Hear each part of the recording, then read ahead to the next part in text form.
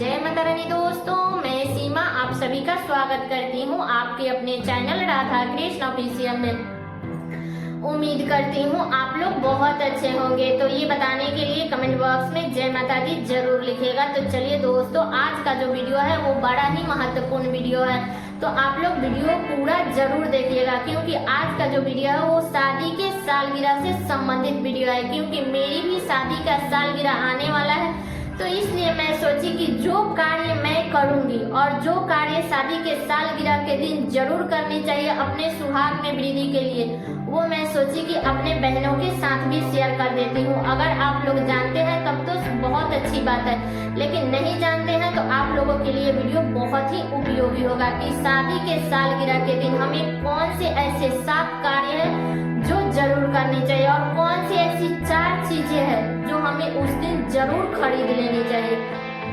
और कौन सी एक ऐसी चीजें हैं जो हमें अपने किचन में उस दिन जरूर बनानी चाहिए, और कौन सी ऐसी चीज है जो हमें उस दिन नहीं बनानी चाहिए। इसी प्रकार के बहुत सारी बातें आप लोगों को इस वीडियो में जानने को मिलेगा शादी से सालगिरह से संबंधित। तो चलिए वीडियो को शुरू करते हैं और जान लेते हैं सभी महत्वपूर्ण बातें। तो सबसे पहले बता दो दोस्तों कि हम सुहागिन महिलाओं को अपने सुहाग में वृद्धि के लिए अपने शादी के सालगिरह पर कौन कौन से ऐसे कार्य हैं जो हमें जरूर करनी चाहिए। तो बता दूं कि शादी के सालगिरह के दिन हमें तो सबसे पहले सुबह में जल्दी उठना चाहिए। ये नहीं कि हम 6 बजे 7 बजे तक सोए हैं। तो कोई भी व्रत त्योहार हो, शादी का सालगिरह हो, तो ऐसे दिनों में हमें सुबह में जल्दी उठना चाहिए। इसके बाद में आप अपने घर का अच्छे से साफ सफाई कर लीजिएगा। इसके बाद में स्नान कर लीजिएगा। अगर आपके पति गिफ्ट में साड़ी हो या सूट हो दिए हैं तो आप लोग पहन लीजिएगा। नहीं दिए हैं कोई बात नहीं, जो ही पहले का साड़ी धुला खींचा है वो आप लोग पहन लीजिएगा, और उस दिन आप लोग मुंह मत फुलाइएगा कि हाँ मुझे गिफ्ट नहीं दिए हैं, ठीक है। इसके बाद में आप लोग 16 श्रृंगार कीजिएगा। शादी के सालगिरह के दिन सिंदूरा से सिंदूर लगाइए, चूड़ी, बिंदी, महावर ये सब जरूर लगा लीजिएगा, और एक दिन पहले मेहंदी जरूर लगा लीजिएगा। अगर आपके पास में टाइम भी नहीं है ना तो थोड़ा सा नियम भी कर लीजिएगा, लेकिन एक दिन पहले मेहंदी जरूर लगा लीजिएगा, ठीक है। और बता दूं कि देखिए, ऐसे जो भी हाउस वाइफ है वो तो अपना पैर बिछुआ पहन करके रहती है, लेकिन जो भी वर्किंग लेडीज है तो वो लोग नहीं पहनती है, क्योंकि बिछुआ जो है उनके सूज में चुभता है, इसलिए वो लोग नहीं पहनती है। तो आप लोग ऐसे पहने या ना पहने, लेकिन बिछुआ तो हर सुहागिन महिलाओं को परमानेंट ही पहन करके रहना चाहिए। लेकिन मान लीजिए कि बहुत सारे लोग हैं जो नहीं पहनते हैं और इन सब बातों को नहीं मानते हैं, तो ऐसे आप लोग नहीं पहनते हैं कोई बात नहीं, लेकिन शादी के सालगिरह पर आप लोग पायल, बिछुआ और ये बड़ा वाला मंगलसूत्र आप लोग जरूर पहन लीजिएगा। ऐसे तो बड़ा वाला मंगलसूत्र परमानेंट पहन करके रहने पर थोड़ा सा रिस्क रहता है, तो आप लोग उस दिन 16 श्रृंगार जरूर कर लीजिएगा। इसके बाद में आप अपने मंदिर को अच्छे से साफ सफाई करके मंदिर में पूजा कीजिएगा। और बता दूं कि एक दिन पहले आप लोग मिठाई का एक पैकेट जरूर मंगा लीजिएगा, क्योंकि शादी के सालगिरह के दिन हमें मिठाई भगवान को जरूर चढ़ा करके पूजा करनी चाहिए। इसके बाद में जब आप अपने घर में पूजा कर लेते हैं तो कहीं आसपास में मंदिर है तो आप लोग मंदिर में जरूर जाइएगा, चाहे वो माता रानी का मंदिर हो, भोलेनाथ का मंदिर हो, किसी भी देवी देवता का मंदिर है तो आप लोग मंदिर में जरूर जाइएगा। वहाँ पे भी पूजा कीजिएगा। वहाँ पे पंडित जी से, अगर आपके पति आपके पास में है मंदिर में, अगर वो जा सकते हैं, क्योंकि बहुत सारे पतियों नहीं जा पाते हैं मंदिर में, और बहुत सारे लोगों की पति पास में रहते भी नहीं है, वो लोग अपना जॉब ऊपर चले जाते हैं, कहीं पत्नी रहते हैं कहीं पति रहते हैं। तो देख लीजिएगा, अगर पास में है तो मंदिर लेकर के जरूर जाइएगा। वहाँ पंडित जी से तिलक लगवा दीजिएगा, हाथ में कलावा बांध दीजिएगा। और बता दूं कि जब आप लोग पूजा पाठ कर लेते हैं, इसके बाद में हमें भगवान से प्रार्थना जरूर करनी चाहिए कि हे भगवान, बरस बरस का दिन ऐसे ही खुशी से बीते, और जब तक मैं जीऊँ तब तक मैं सुहागन ही जीऊँ, और जब मैं अपनी अंतिम सांस लूँ तो अपने पति के सामने लूँ और मैं सुहागन ही मरूँ। ऐसी कामना तो हर सुहागिन महिला के मन में होती है, लेकिन करने कराने वाले तो भगवान होते हैं। फिर भी हमें ये प्रार्थना जरूर करनी चाहिए कि हमारे पति का लंबा आयु दीजिएगा, और जब भी हम मरे तो सुहागन ही मरे, ऐसा ही हमको आशीर्वाद दीजिएगा। तो ऐसे हमें भगवान से आशीर्वाद लेनी है। इसके बाद में घर पे आके आप अपने पति को प्रणाम जरूर कीजिएगा उस दिन, ठीक है, पास में है तो जरूर कीजिएगा, दूर है तो फोन पर भी प्रणाम कर लीजिएगा। इसके बाद आपके घर में जो ही बड़े बुजुर्ग है उनका आप लोग आशीर्वाद जरूर ले लीजिएगा, क्योंकि बड़ों का आशीर्वाद लेना बड़ा ही श्रेष्ठ होता है। तो आपके घर में जो ही बड़े बुजुर्ग हैं उनका आशीर्वाद ले लीजिएगा।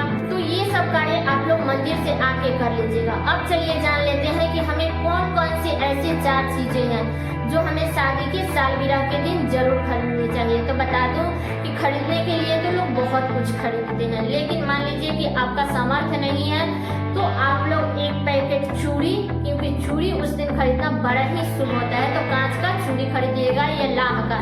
तो चूड़ी, बिंदी और सिंदूर और बिछुआ, ये 4 चीजें हमें शादी के सालगिरह के दिन जरूर खरीदनी चाहिए। इस बात का ध्यान रखिएगा, क्योंकि मैं खरीद लेती हूँ, इसलिए मैं सोची कि आप लोगों के साथ में भी शेयर कर दूं, ताकि आप लोग भी ये सब चीजें खरीद सके। बहुत सारे लोगों को ये सब चीजें जानकारी नहीं होती है कि उस दिन क्या खरीदे क्या ना खरीदे। ठीक है, तो ये सब चीजें आप लोग खरीद लीजिएगा। इसके बाद अब चलिए जान लेते हैं कि हमें उस दिन अपने किचन में क्या बनानी चाहिए। तो बता दूं कि शादी के सालगिरह के दिन हमें खीर जरूर बनानी चाहिए। चाहे तो आप गुड़ में भी बना सकते हैं या चीनी में भी बना सकते हैं, दूध डाल करके बनाया जाता है, तो खीर बना लीजिएगा। हमारे यहाँ मैं तो बनाती हूँ दाल वाला पूरी और चावल का खीर चीनी वाला।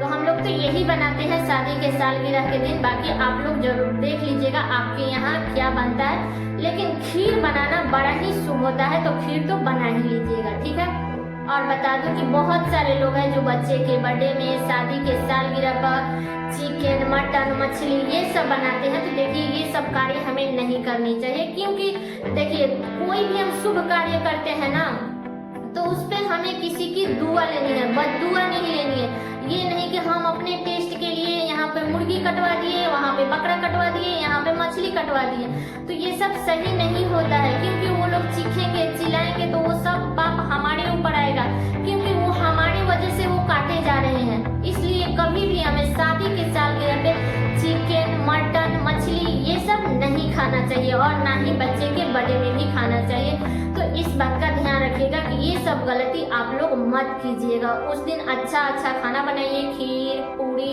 मतलब सादा सिंपल खाना बनाइए। आप पनीर का सब्जी बनाइए, जो ही मतलब कि सिंपल में भी तो बहुत सारा खाना आता है, तो वही सब आप लोग बना करके खाइएगा। और बता दो कि ये जरूरी नहीं है कि हम रात में ही खीर पूरी बनाएंगे, सुबह में बनाएंगे, दोपहर में बनाएंगे।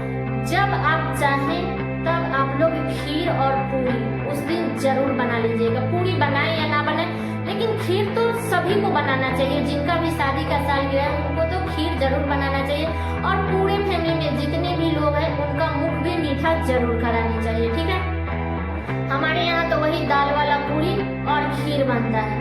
तो आपके यहाँ क्या बनता है आप लोग कमेंट करके जरूर बताइएगा।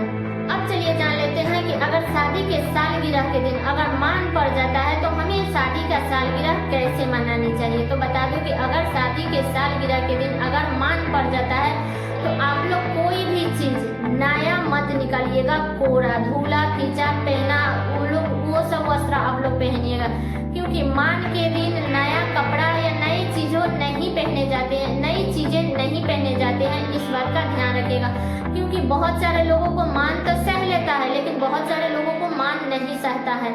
इसलिए मान के दिन मतलब जितना साधारण तरीके से होके उतना साधारण तरीके से हमें शादी का सालगिरह मना लेनी चाहिए। ठीक है, ज्यादा धाम धूम नहीं करनी चाहिए, इस बात का ध्यान रखिएगा। और एक बात और बता दूं कि देखिए अगर आपके पति कुछ भी गिफ्ट दे रहे हैं तो खुशी खुशी ले लीजिए, चाहे वो सोना, चांदी, वस्त्र कुछ भी दे रहे हैं तो खुशी खुशी ले लीजिए। अगर वो नहीं दे रहे हैं तो आपको उस दिन मुंह नहीं फुलाना चाहिए, ना ही लड़ाई झगड़ा करना चाहिए, क्योंकि बहुत सारे पतियों को ना याद भी नहीं रहता है। महिलाओं को तो याद रहता है, लेकिन पति लोग भूल जाते हैं, क्योंकि पति के ऊपर बहुत अधिक जिम्मेवारी रहती है।